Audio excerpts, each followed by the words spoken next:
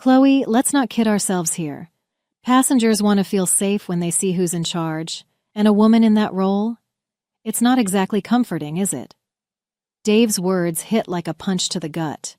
He leaned back in his chair, arms crossed, like he'd just delivered some undeniable truth. Around the table, a few of the men exchanged glances, some amused, others indifferent. My chest burned, but I forced my hands to stay still, resting in my lap. I wasn't going to give him the satisfaction of seeing me react. My name is Chloe Rivers, and I've been a pilot for 25 years. I'm 43, divorced, and my life has revolved around the sky since I was a teenager. Flying has always been my escape, my freedom. But as a woman in aviation, freedom only gets you so far.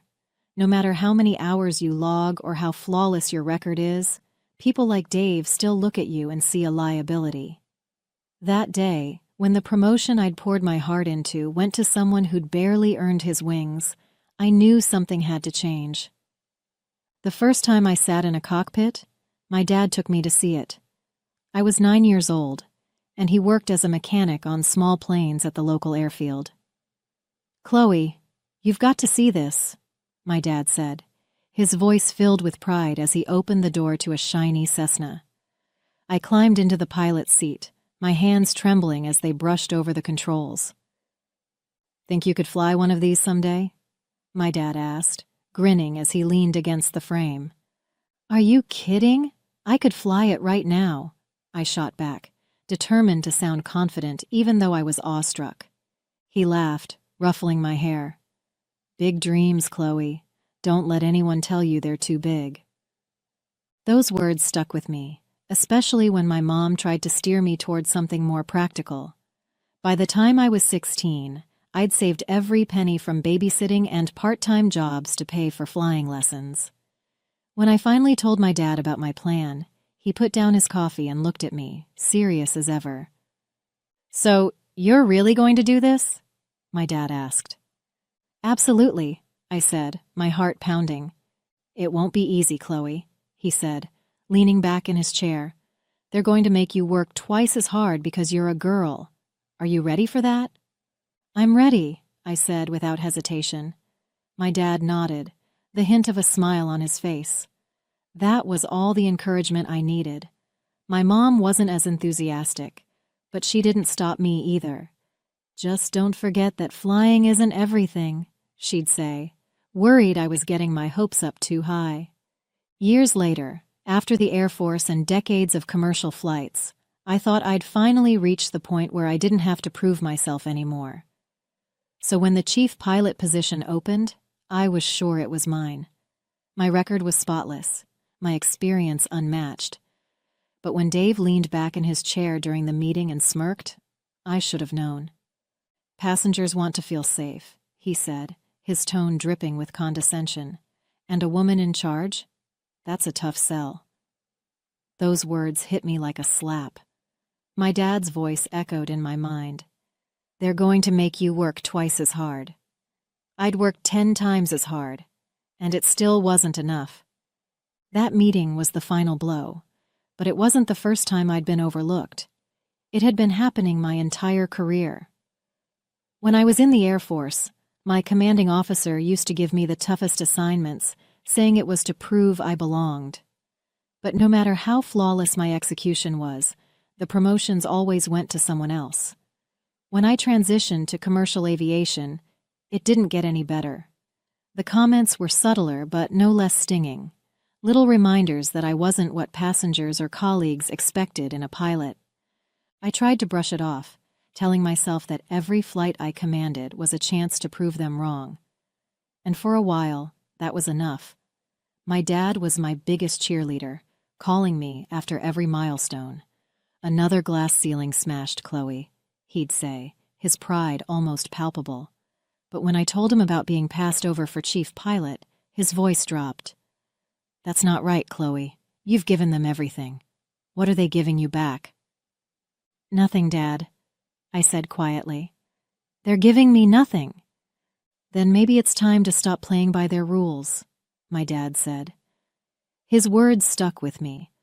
For the first time, I started wondering if he was right. Maybe I'd spent too many years fighting to prove myself in a system that would never let me win. That night, I sat at my kitchen table, staring at my flight logbook. Over 20,000 hours in the air, countless long-haul flights, weathering everything from technical failures to passengers in full-blown panic. All of it. And what did I have to show for it? A ceiling I couldn't break through, and a career they refused to take seriously just because I wasn't a man. I called my dad. He picked up on the second ring. "Hey, Chloe, what's up?" he asked, his voice calm and steady as always. "I'm done, Dad," I said, my voice shaking. "I'm quitting. I can't keep doing this. I've given them everything, and they just keep tossing me aside." There was a pause on the other end. Then he said, "Maybe it's about time. You've been playing their game for too long, Chloe. Maybe it's time to make your own rules." His words planted a seed. For the next few days, I couldn't stop thinking about what he'd said. By the end of the week, I knew what I had to do. If they weren't going to make space for women in leadership, then I would. That's how the idea for a women-only flight school was born. It felt crazy at first, a long shot, but the more I thought about it, the more it made sense. I didn't just want to leave the airline. I wanted to change the industry. The first step was figuring out where to start. I had savings, but not enough to get a flight school off the ground. Planes, a hangar, instructors, it all added up fast. My mom, ever the pragmatist, called me the day after I told her about my plan. "Chloe, are you sure about this? Starting a business isn't like taking off in one of those planes. You can't just hit autopilot," she said, her voice tinged with concern. "I know, Mom," I said, pacing my living room, "but I can't keep banging my head against a wall that's never going to break. If I don't do this, who will?" She sighed. "You've always been stubborn. Just promise me you'll have a backup plan." "I promise," I said, though I knew there was no backup plan. This was it. My next call was to Laura Delgado, my former flight instructor and one of the few people in aviation who'd always had my back. When I told her my idea, she didn't hesitate. "Chloe, this is brilliant," she said. "The industry needs this. Let me help." With Laura on board, I felt like I finally had some traction. We spent hours sketching out ideas, looking for locations, and brainstorming how to recruit students. It wasn't glamorous, but for the first time in years, I felt like I was working towards something that mattered. From the start, I knew the school wasn't just about teaching women to fly. It was about leveling the playing field. I wanted to create a place where women could not only learn the technical skills, but also build the confidence to face an industry that would try to knock them down at every turn. My goal wasn't just to train pilots. I wanted to train leaders. Over coffee one morning, Laura and I hashed out our mission statement. "It has to be more than just aviation," I said, jotting notes in the margins of my planner. "We need to teach them how to navigate the system, to push back when someone says they're not enough." Laura nodded. "Exactly. We can bring in guest speakers, women who've broken barriers in aviation, engineering, anything related. Show them it's possible." "And scholarships," I added, my mind racing. "We'll make it accessible for women who can't afford traditional training programs." Laura leaned back, smiling. "You're not just building a school, Chloe. You're building a movement." Hearing her say that lit a fire in me. This wasn't just a business. It was a chance to change the narrative for every woman who'd ever been told she didn't belong. The next few months were a blur of planning, phone calls, and rejection emails. Every time I pitched the idea to potential investors or banks, I was met with skepticism. "A women-only flight school?" one bank manager said, raising an eyebrow. "It's a niche market. I'm not sure there's enough demand to make it sustainable." I started to worry that the school would fail before it even began. Then Laura came through with a lead. "Chloe," she said one evening as we sifted through paperwork at my kitchen table, "have you heard of Wings of Change? They're a nonprofit that funds aviation initiatives with a focus on diversity. I shook my head, but the idea gave me hope. Laura helped me pull together a detailed proposal, outlining everything from our mission to the practical details like tuition, projected costs, and how the school could make a real impact. A week after submitting it, I got a call from the director of Wings of Change. "Chloe, I've read your proposal," she said, her voice steady and professional.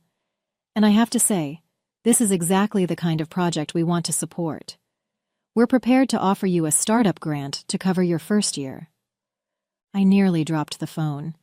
"You're serious?" I asked, my voice cracking with disbelief. "Dead serious," she replied. "Your vision is exactly what this industry needs." With their support, we were finally able to lease planes, rent a small hangar, and officially launch the Women's Aviation Academy. When the Women's Aviation Academy officially opened, I was equal parts excited and terrified. Laura and I had done everything we could to spread the word, but until that first day, we had no idea if anyone would actually show up. As I stood in the hangar that morning, nervously rearranging the chairs we'd set up for orientation, I heard a car pull up.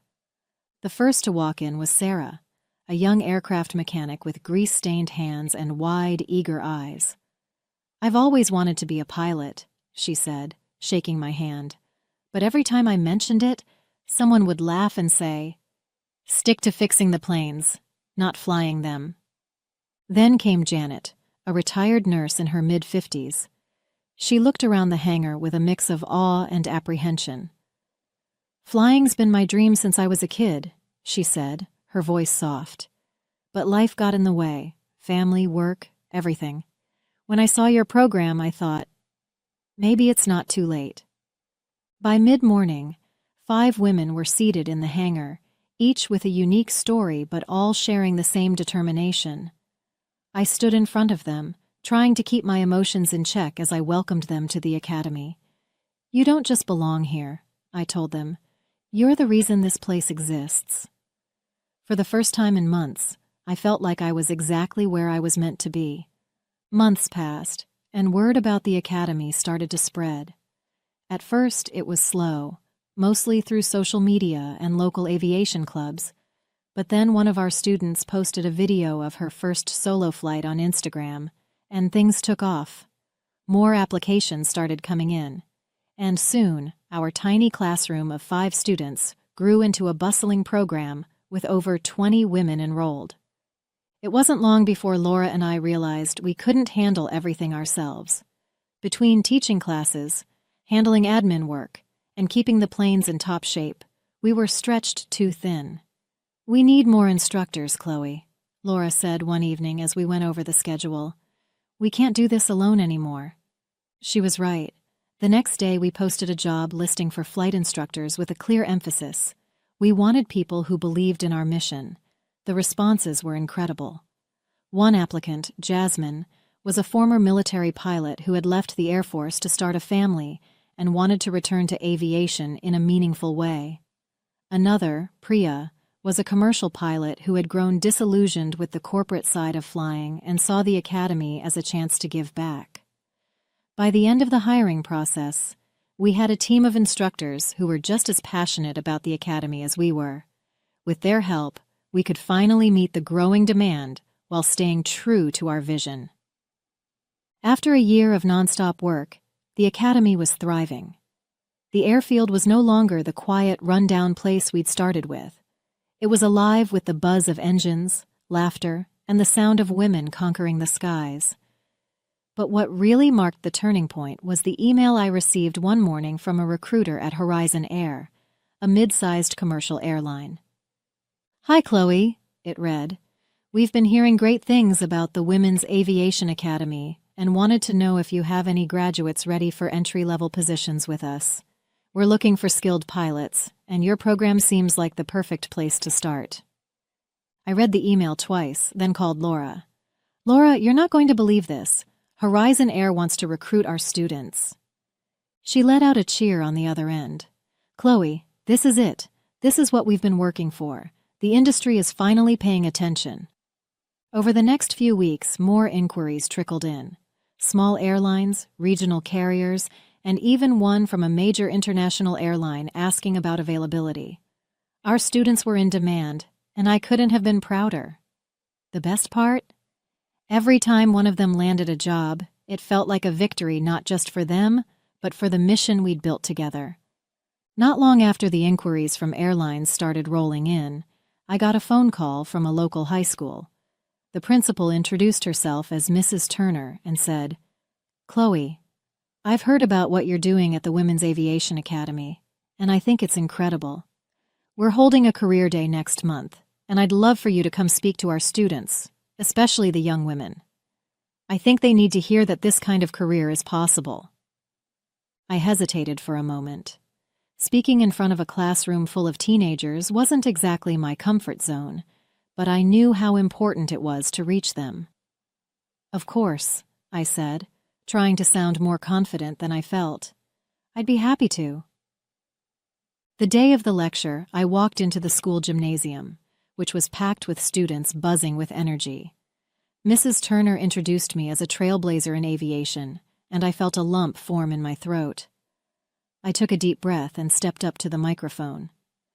"When I was your age," I began, "I sat in a cockpit for the first time and knew I wanted to fly. But I also knew the world didn't always make it easy for girls like me to dream that big. That's why I'm here today, to tell you that no dream is too big and no goal is too far out of reach."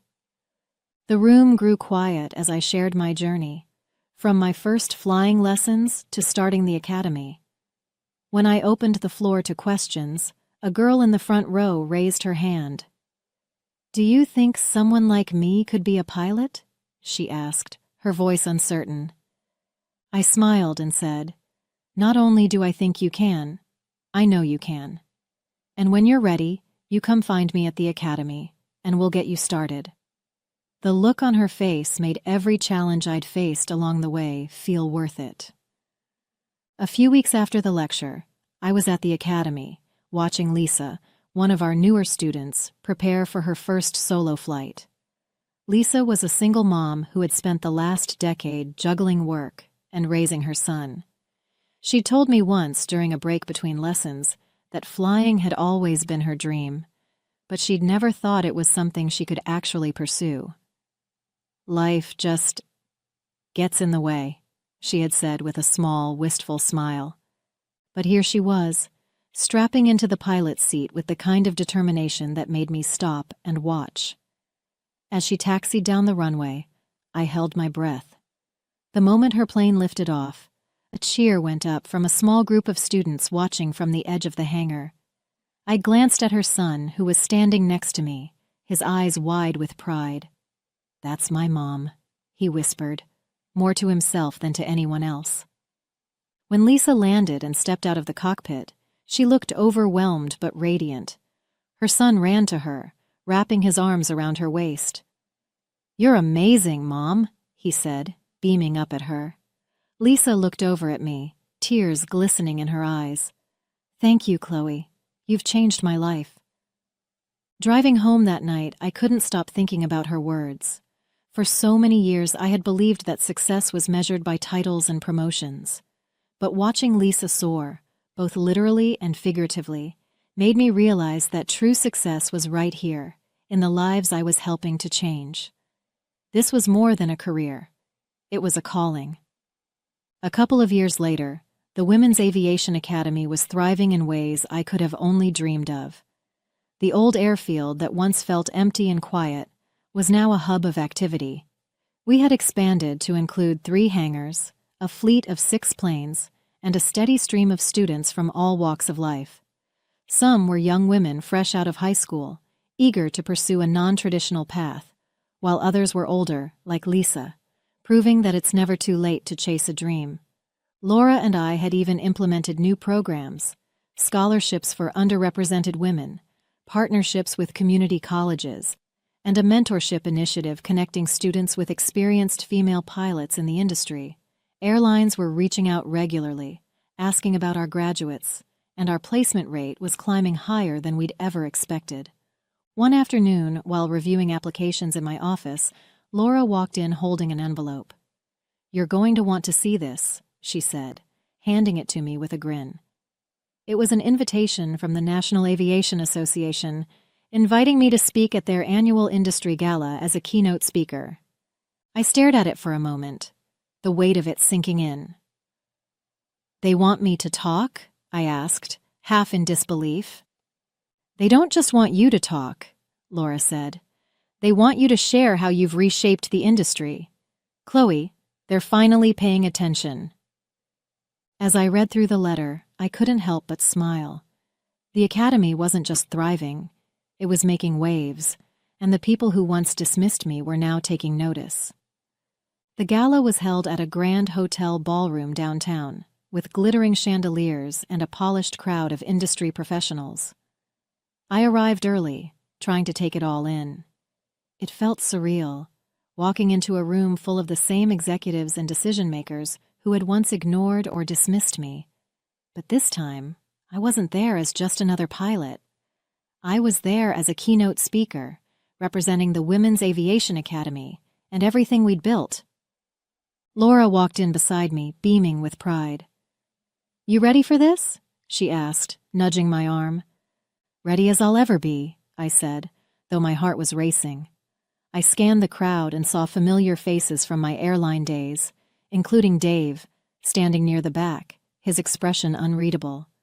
Megan Carrington, who had always towed the company line, was nearby, chatting animatedly with a group of executives.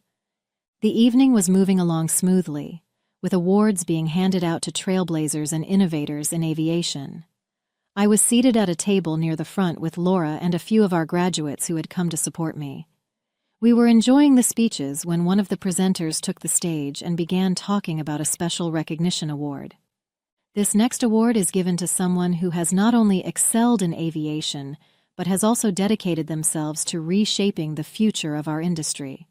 This individual has created a path where none existed, empowering countless women to take to the skies. Tonight, we honor Chloe Rivers, founder of the Women's Aviation Academy, with the National Aviation Excellence Award. I froze, the words barely registering. Laura nudged me, her face glowing with pride. "Chloe, that's you. Get up there." As I made my way to the stage, the applause filled the room, but my heart was pounding for a different reason. Standing at the back of the crowd, arms crossed and visibly uncomfortable, was Dave.